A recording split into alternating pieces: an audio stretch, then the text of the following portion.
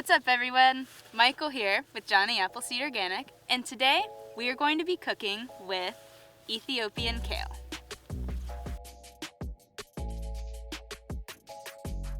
The ingredients that we are going to be using for this recipe are 10 ounces of fresh Ethiopian kale greens, 2.5 cups of oat milk, 1/4 cup of extra virgin olive oil, 2 tablespoons of all-purpose wheat flour, 1/4 cup of finely diced yellow onion, 1/2 teaspoon of salt, pepper, and nutritional yeast to taste.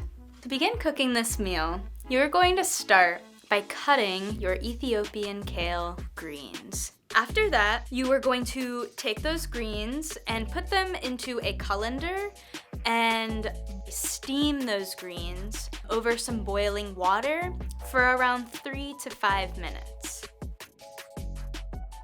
And now we're going to cut the onion. In a small saucepan over low heat, you will then add your 1/4 cup of oil and flour and yellow onion. Cook for about 2 minutes while continuously stirring everything around. I just realized I'm gonna need a bigger pan if I'm going to fit 2.5 cups of oat milk in here. I'm going to grab a bigger one. Then you will add your 2.5 cups of oat milk, and again, keep stirring for about 4 to 5 minutes until it becomes nice and thick.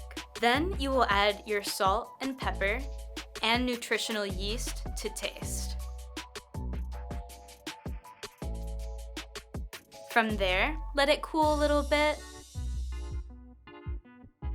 Add the greens and your cream sauce to a blender. Blend until you have the consistency that you like.